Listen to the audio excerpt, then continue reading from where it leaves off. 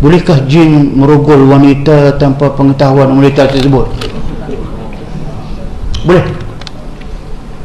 Memang jin suka sangat merogol. Afatattakhizunahu wa dzurriyyatahu awliya. Apakah kamu nak mengambil syaitan dan zurriyatahu, anak bina mereka sebagai awliya? Macam mana manusia nak ambil anak syaitan menjadi wali? Kita tak nampak pun. Tak, yang kamu nampak. Siapa kamu nampak? Anak manusia. So ada manusia, dia lahir anak hasil persetubuhan dengan jin, sama dengan merogol atau tidak merogol. Nabi kata sesiapa yang Nabi sebut yang bermaksud sesiapa yang mendatangi isterinya tanpa mendatangi, fahamlah, isterinya tanpa membaca lebih dahulu Allahumma jannibna syaitan wa jannibi syaitan ma razaqtana. Allah, kalau kamu datang bersama isteri kamu, kamu tak baca doa ini, qad sabaqahu syaitan. Kadang-kadang syaitan boleh mendului kamu, menjimakkan isteri kamu, dan kalaulah malam itu juga kamu jimak dia juga, maka jadi benih pada malam itu, anak kamu keluar, anak dipanggil anak mukhannas, anak bercampur dengan keturunan jin. Sejarah ada. Balqis yang tak pasti sama ada bapa dia atau mak dia jin. Kalau mak dia anak Adam, bapa dia syaitan. Kalau bapa dia Islam, bapa dia orang, maka mak dia syaitan. Balqis itu boleh jadi orang. Inilah yang dipanggil nama dia mukhannas. Kerana itulah maka syarak telah meletakkan bahawa untuk mengelakkan tadi itu boleh dengan cara baca Allahumma jannibna syaitan wa jannibi syaitan ma razaqtana. Ya Allah, jauhkan kami daripada syaitan, jauhkan syaitan daripada zuriat yang akan lahir daripada perhubungan ini. Kalau kamu tak buat demikian, syaitan lebih dulu awal masuk, ambil kesempatan, maka dia telah melakukan zina dengan isteri orang. Auzubillah. Apakah pendapat Datuk tentang tarikat Naqsyabandiyah? Ini banyak kali diulang cerita, berpuluh, beratus tarikat Naqsyabandiyah, bukan satu. Antara banyak-banyak itu banyak yang tak betul, banyak yang menyeleweng kerana pembawa dia. Tapi nama tu dia ambil jenamanya Naqsyabandiyah sebab nama tu terkenal, Bahauddin Naqsyaband, pengasasnya Bahauddin Naqsyabandi. Okey, mungkin sudah kemaksudkan tarikat yang ada di Malaysia pun banyak. Di Lenggeng ada Naqsyabandiyah juga, di Rawang Naqsyabandiyah juga. So dia boleh Naqsyabandiyah tapi sembunyi-sembunyi sebab boleh tidak iktiraf tarikat. Di Kedah banyak Naqsyabandiyah. Okey, ada satu Naqsyabandiyah Al-Aliyah. Naqsyabandiyah Al-Aliyah itu yang dibawa oleh Syekh Nazir Al-Qubusi. Yang itu tak payah pada sebab telah ada petua. Kalau tarikat Naqsyabandiyah Al-Aliyah yang menerusi silsilah Syekh Nazim Al-Qubusi telah dipetua oleh Jakim bahawa tarikat itu menyeleweng. Kalau ada tengok Sok Bahid tadi hari malam ke hanya kot sobak ini ada pengarah Jakim membuat kenyataan yang tarikat yang diharamkan itu tarikat yang menggunakan tarian dalam masa berzikir. Itu yang tak disebut, itu yang tidak boleh. Adapun yang mereka zikirkan tidak ada masalah, kalimat zikir tak ada masalah. Tapi yang itu sebab bukan itu, dia mungkin dia tak tahu kot. Sebenarnya di hukum tarikat Naqsyabandiyah Syekh Nazim dia tak boleh itu, bukan itu. itu tak ada masalah. Yang tak bolehnya kerana kitabnya The Seven Ocean tapi Inggeris, saya tak kerti sangat Inggeris, baca tu boleh faham lah. So The Seven Ocean dia membawa pengajaran martabat 7 akan sampai kepada wahdatul wujud yang oleh Hamzah Pansuri bagi Nusantara. Timur Tengah banyak lah.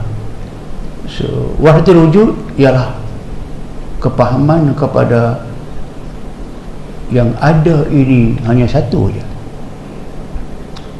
the existing only belong to one. God the honor, God is the greatest, God is unity. We human a part of Allah. Itu sampai kepada yang halal kata anal haq, al-haq Allah, anal haq, akulah Tuhan. Kata halal juga, ma fi jubati illallah, tidak ada dalam jubah aku ni, di jubah aku, ma fi jubati, tidak ada dalam jubah aku illallah, melainkan Allah, aku adalah Allah. Situlah yang senang dihukum, mengatakan dia sudah menyimpang dan tidak boleh. So itu yang kita tak buat. Saya tak pernah menari, tak zikir dengan menari, tapi kalimat-kalimat zikir yang kita pakai dan sebagainya, walaupun ada persamaan, tapi itu fatwa kata bukan zikir. Kalau kata tak boleh zikir itu, la ilaha illallah, tak boleh ya. Memang zikir itu universal, boleh. Okey, yang tak bolehnya, saya tekan balik, yang tak boleh sebenarnya Naqsyabandiyah ahli Indonesia ini kerana pegangan kepada martabat 7, pegangan kepada wahdatul wujud. Wahdatul wujud, kita adalah Tuhan, Tuhan adalah kita, alat Allah Ta'ala. Dia balik pada ayat Allahu nurus samawati wal ard masalu nurihi kamishkatin fiha misbah. Panjang cerita. Allah itu cahaya langit dan bumi, semua ni Allah. Kita terima kot tu, kita tak pergi gitu. Apapun itulah yang secara ringkas saya sebutkan, maka tak boleh, kerana petua kata tak boleh. Dalam Facebook ada seorang kata, Arundin kata zikir sambil menari itu hukumnya harus. Benar kata Arundin kata begitu. Syekh Naqsyabandiyah telah berkata, pada suatu hari aku dan sahabatku sedang bermuraqabah, lalu pintu langit terbuka dan gambaran musyahadah hadir kepadaku. Kalaulah mendengar satu suara berkata, tidakkah cukup bagimu satu kalimu hadir ke meninggalkan mereka yang lain dan hadir ke hadirat kami secara berseorangan.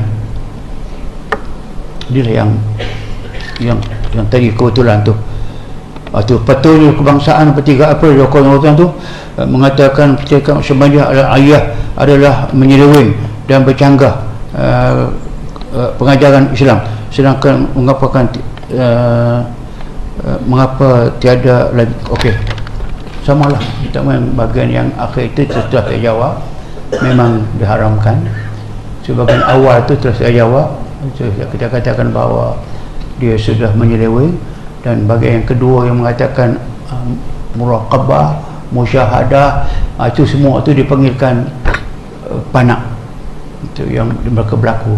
Panak macam itu banyak berlaku kepada tarekat lain, tapi tarekat ini saya sebut tadi, tarekat ini kerana dia membawa kepada seven ocean tu, peringkat-peringkat yang dinaikkan, yang sama dengan dipanggil peringkat martabat 7 daripada peringkat 1, 2 sampai yang akhir itu anallah, yang paling atas adalah Allah Ta'ala. Itulah maka dia tidak boleh. Senang sahaja saya dalam konteks ini, saya tidak nak mengaitkan zikir dengan sebahagian tarikat.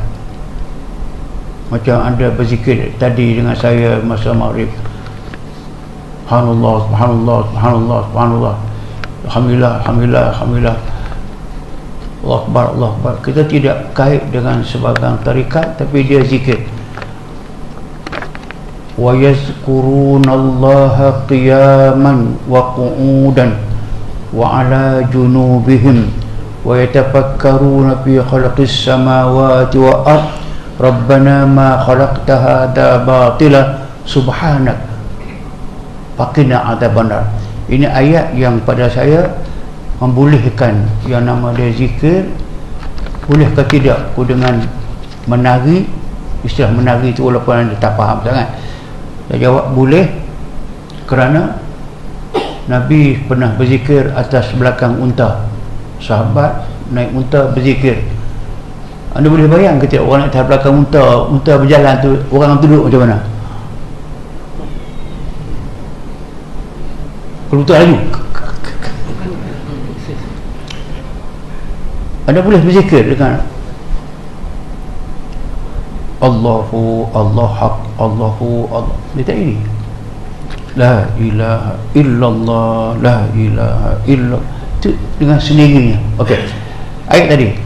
Orang-orang yang ingat kepada Allah, sebut nama Allah qiyaman, waktu mereka berdiri, wa qu'udan, waktu mereka duduk, wa ala junubihim, waktu mereka tidur. Ruh ayat ini mengatakan zikrullah boleh dibuat dalam semua keadaan. Berlari, berjalan, morning walk, jogging, boleh. Wa qu'udan, ada duduk, ada berehat. Wa ala junubihim, ada sedang tidur. Tiga itu, tiga menunjukkan bahawa zikir boleh dilakukan dalam serba keadaan. Menari, lelaki sahaja, tak ada seorang perempuan pun, sama-sama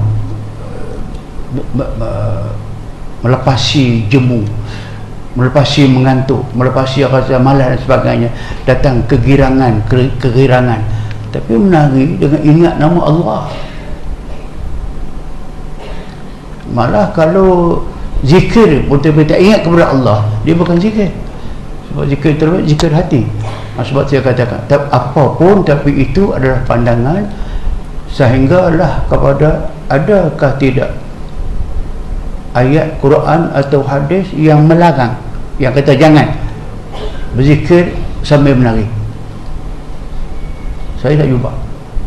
Bila tak jumpa, dia balik kepada al-ibahah al-asliyah, balik kepada kaedah semua benda dalam hidup ini pada asalnya semua harus.